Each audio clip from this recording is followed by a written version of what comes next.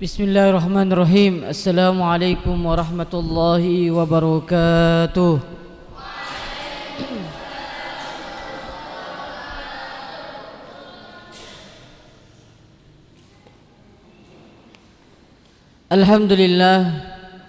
Alhamdulillahi rabbil alamin. Wa bihi nasta'inu ala umurid dunya waddin. Ashhadu an la ilaha illallah wahdahu la syarika lah. Wa ashhadu anna Muhammadan abduhu wa rasuluhu la nabiyya wa la rasula ba'dah. Qala Allah ta'ala fil Qur'anil azim. A'udzu billahi minasy syaithanir rajim. Ya ayyuhalladzina amanu taqullaha haqqa tuqatih wa la tamutunna illa wa antum muslimun. Ya ayyuhan nasu taqu rabbakumul ladzi khalaqakum min nafsin wahidah wa khalaqa minha zawjaha wa batha minhuma rijalan katsiran wa nisaa. Wattaqullaha alladzi tasaaluna bihi wal arham. Innallaha kana 'alaikum raqiba.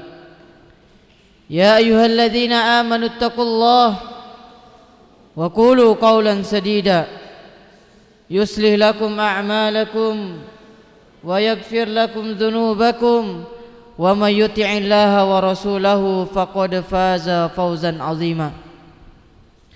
Fa inna asdaqal hadisi kitabullah wa khairal hadi Muhammadin sallallahu alaihi wasallam wa syarrul umuri muhdatsatuha fa inna kulla muhdatsatin fid dini bid'ah wa kulla bid'atin dhalalah wa kulla dhalalatin finnar. Ma'asyiral muslimin, jamaah pengajian rahimani wa rahimakumullah.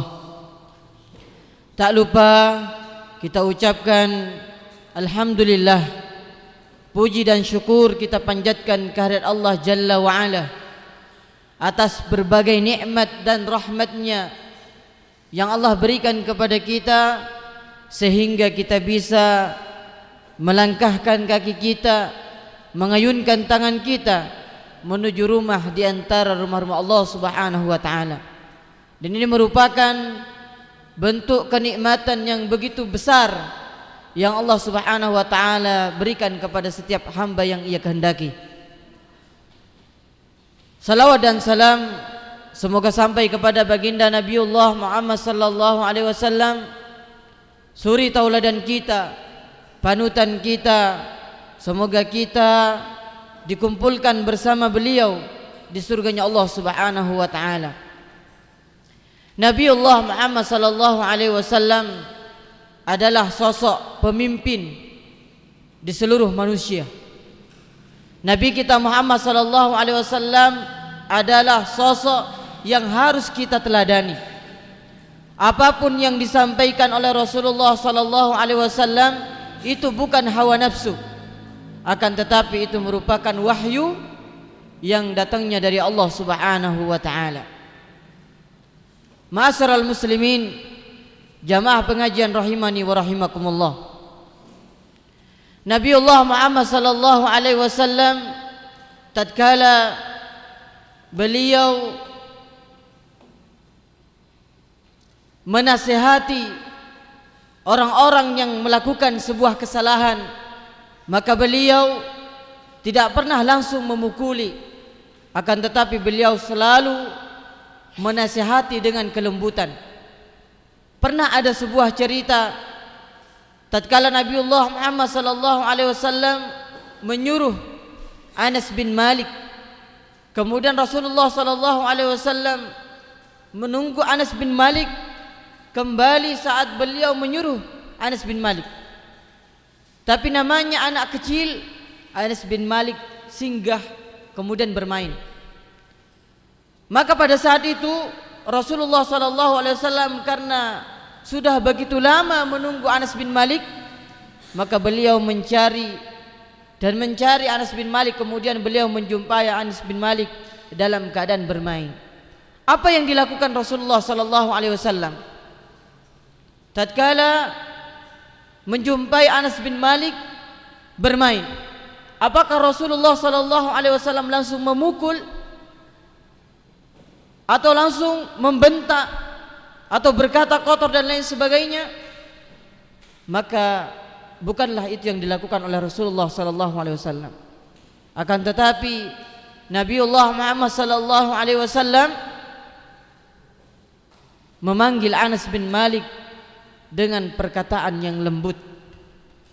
Rasulullah sallallahu alaihi wasallam memanggil Anas bin Malik dengan perkataan, "Ya Unais, wahai anakku sayang." Ini membuktikan bahwa Rasulullah sallallahu alaihi wasallam adalah sosok teladan bagi kita.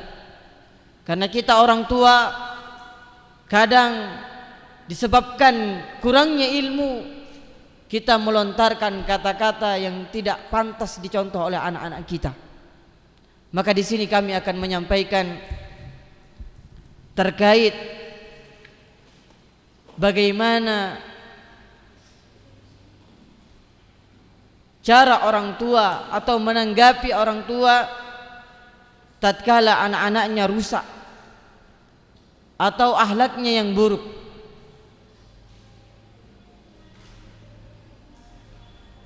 Karena apabila orang tua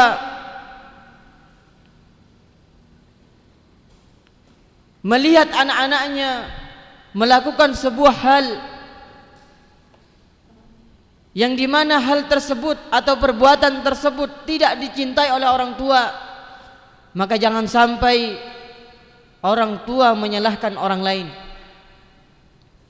Orang tua menyalahkan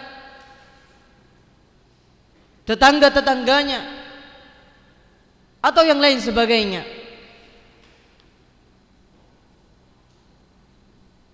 Karena apabila seorang anak melakukan hal-hal yang tidak dicintai oleh orang tuanya, maka kita sebagai orang tua harus introspeksi diri. Sebagai orang tua harus introspeksi diri. Kenapa anak saya melakukan hal-hal yang tidak diinginkan oleh saya? Atau semisal anak saya nakal atau mungkin berkata kotor, wal na'udzubillah, kalau sampai mencuri dan lain sebagainya. Jangan sampai memponis bahwa anak saya rusak gara-gara Anda. Karena perkataan itu dibantah oleh seorang ulama, Imam Ibnu Qayyim Al-Jauziyah rahimahullahu ta'ala. Beliau mengatakan, aktsarul aulad innama jaa fasaduhum min kibalil aba wa ihmalihim lahum wa tarki ta'limihim faraidid din wa sunani fa'adha'uhum sigara. Kata beliau, kebanyakan kerusakan anak disebabkan karena orang tua mereka. Mereka menelantarkannya dan tidak mengajarkan anak-anaknya ilmu agama atau dasar-dasar agama, dan kemudian tidak mengajarkan sunnah-sunnah Nabiullah Muhammad sallallahu alaihi wasallam. Kemudian orang tua ini menyia-nyiakan anak-anaknya sampai mereka tidak tahu tatkala anak ini tumbuh dewasa, perlakuannya, kelakuannya berbeda. Ini merupakan orang tua yang kurang perhatian kepada anaknya. Jadi sebab utama kerusakan yang terjadi pada anak adalah orang tua terlalu sibuk atas atau malas mendidik anak mereka. Ini sebab pertama. Orang tua terlalu sibuk atau malas saat mendidik anaknya. Jangan karena kesibukan kita sehingga kita lupa dengan tanggung jawab kita sebagai orang tua. Jangan sampai lupa dengan kewajiban kita sebagai seorang tua. Karena kita dititipkan oleh Allah Subhanahu wa ta'ala seorang anak ini untuk dididik, dibina, diajari ilmu agama, dasar-dasar agama.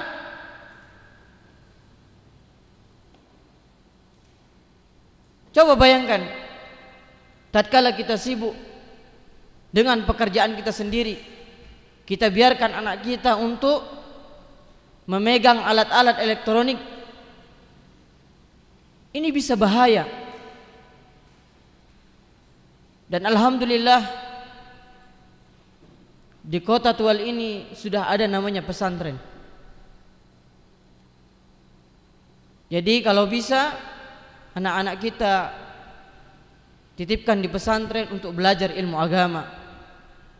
Kemudian sebab yang kedua, kenapa anak ini menjadi nakal atau kenapa anak ini menjadi rusak? Maka sebab kedua adalah orang tua tidak mengawasi dengan siapa anak ini bergaul. Orang tua tidak mengawasi anak ini kepada siapa dia bergaul atau berteman. Dan ini menjadi penyebab rusaknya anak-anak dan generasi muda sekarang. Padahal anak-anak lahir dengan kepolosan dan di atas fitrah. Sebagaimana firman Allah Subhanahu wa taala, kullu mauludin yuladu 'alal fitrah. Setiap bayi yang lahir itu dalam keadaan suci, tanpa dosa, tanpa noda. Jangankan melakukan dosa, dia berucap aja susah. Jadi sebab yang kedua ini adalah orang tua harus memilih siapa yang menjadi teman anak kita, siapa yang ingin menjadi pendamping dia.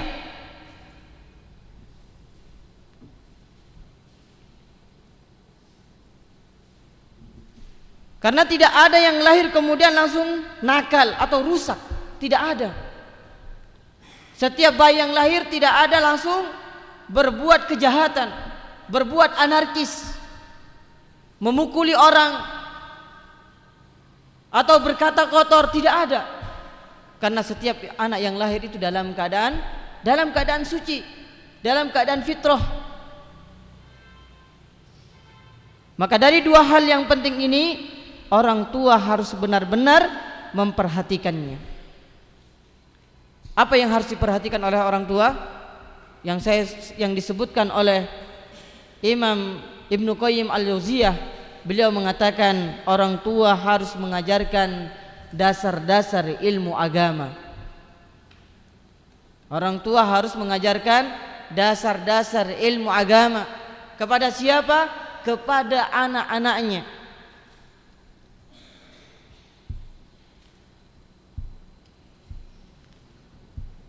Karena kita sebagai orang tua, terutama bagi sang ayah,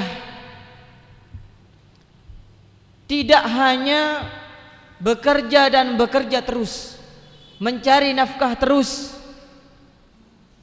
tapi ada kewajiban yang sangat penting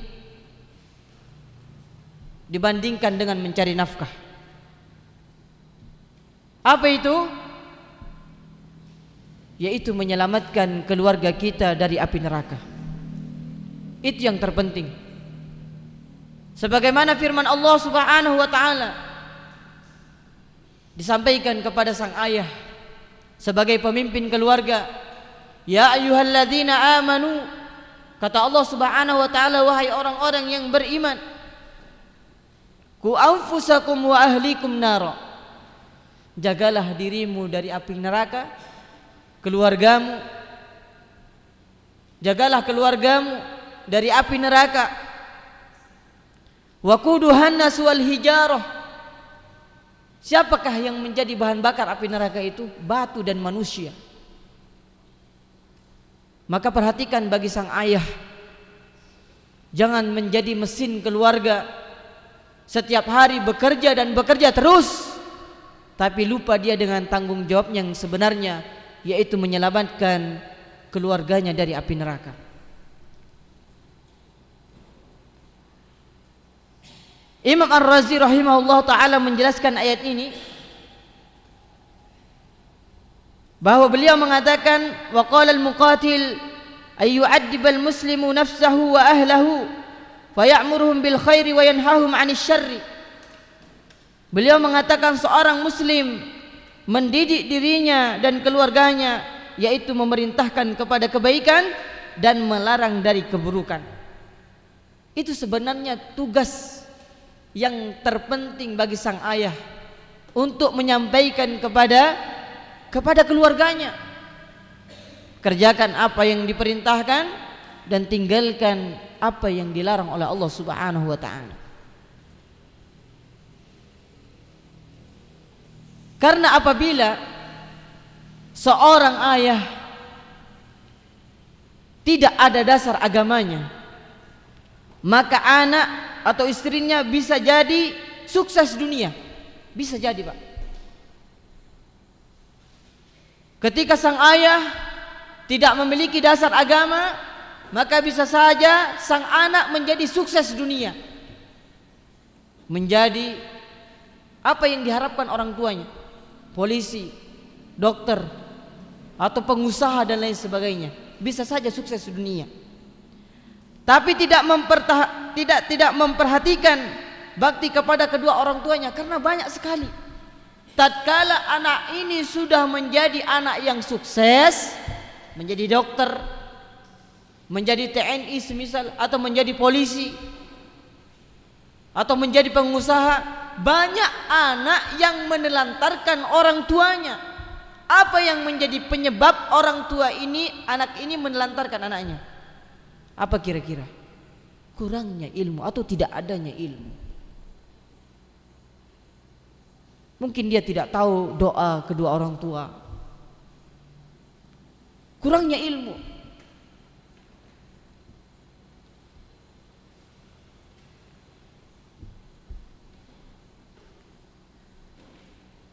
Maka terjadilah sesuatu yang tidak diinginkan. Ini yang menyebabkan ketika sang anak atau orang tua yang tidak ada dasar ilmu agama, dia akan menelantarkan keduanya.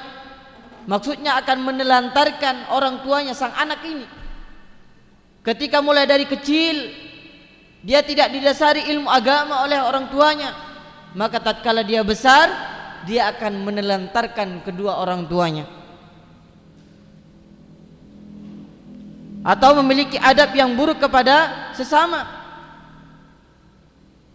Keluar kata-kata keburukan, kata-kata yang tidak pantas diucapkan oleh orang Islam. Itu akan keluar, muncul dari lisan mereka, karena mereka tidak tahu namanya kebaikan.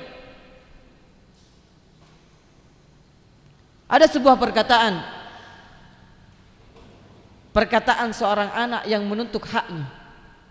Dia mengatakan, wahai ayahku, sungguh engkau mendurhakaiku di waktu aku kecil, maka aku akan pun mendurhakaimu dikala aku besar. Engkau menelantarkanku di waktu kecil, maka aku akan lantarkan engkau dikala tua nanti. Dan ini sudah banyak kejadian.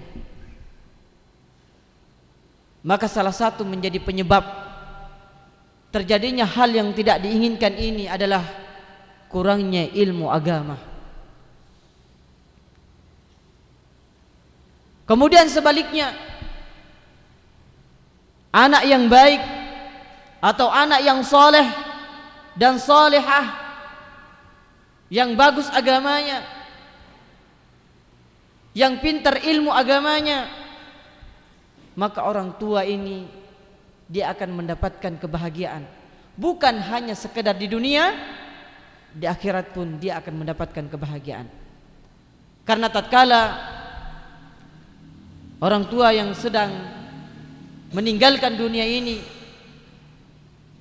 atau berjumpa dengan Allah Subhanahu wa taala, mendahului anaknya, dia akan bangga karena dia sudah berhasil mendidik anaknya menjadi anak yang soleh dan solehah. Karena apabila kita meninggal dunia, kita sudah tahu, dan ini sering diucapkan oleh pemateri, bahwa tatkala seseorang meninggal dunia terputuslah semua amalnya, illa min thalathah, kecuali 3 perkara. Yang pertama adalah shadaqatun jariyah. Kemudian yang kedua adalah ilmu yuntafa'u bih. Kemudian yang ketiga adalah wa waladun salih. Ini adalah 3 amalan yang tidak akan terputus sampai kita dibangkitkan kembali. Apa yang tidak terputus? Doa anak soleh yang selalu mendoakan kedua orang tuanya.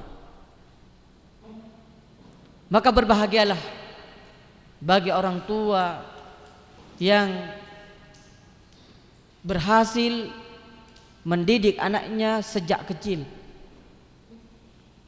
mengajari anak-anaknya dasar-dasar ilmu agama, mengajari istrinya dasar-dasar ilmu agama. Karena sebab ilmulah seseorang dimudahkan oleh Allah Subhanahu wa taala menuju surganya Allah Subhanahu wa taala. Kemudian penyebab kedua yang harus diperhatikan bagi orang tua adalah untuk anaknya, yaitu orang tua harus memperhatikan baik-baik pergaulan dan lingkungan anaknya. Ini yang kedua. Orang tua harus memperhatikan pergaulan anaknya. Sebagai orang tua, jangan kaget anak mereka baik di rumah tapi rusak di luar rumah. Hal ini dikarenakan orang tua tidak mengarahkan anak-anak mereka ketika berada di lingkungannya, atau di lingkungan yang buruk, atau teman-teman yang buruk. Jadi anak-anak dan manusia secara umumnya sangat cepat terpengaruh temannya, atau terpengaruh cepat dengan lingkungannya. Jangan sedikit-sedikit guru yang disalahkan. Jangan sedikit-sedikit orang lain disalahkan. Kita sebagai mubalik atau sebagai pengajar, sebagai ustadz, alhamdulillah dijuluki sebagai ustadz, kita sudah bersusah payah mengajari anak kita atau anak antum sekalian, mengajari mereka adab, salat 5 waktu tepat waktu. Tatkala di rumah mereka lalai mengerjakannya, jangan sampai langsung memvonis bahwa didikan pesantren kurang baik. Ini salah.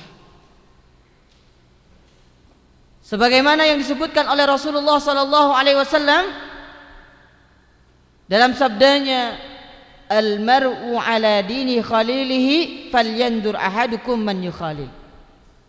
Kata Nabiullah Muhammad SAW, seseorang akan sesuai dengan kebiasaan sifat sahabatnya. Jadi seseorang akan sesuai dengan kebiasaan sahabatnya. Maka oleh karenanya, perhatikanlah siapa yang akan menjadi sahabat kalian.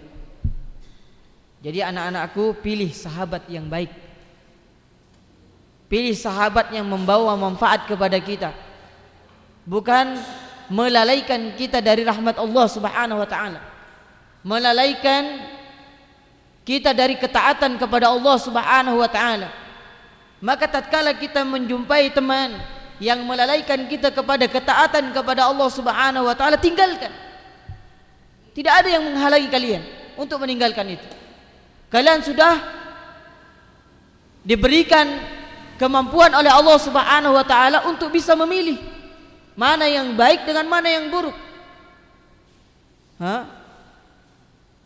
Maka tinggalkanlah tatkala kalian berada di lingkungan atau berada di teman-teman yang menyebabkan kalian terhalang untuk melakukan ketaatan kepada Allah Subhanahu wa taala.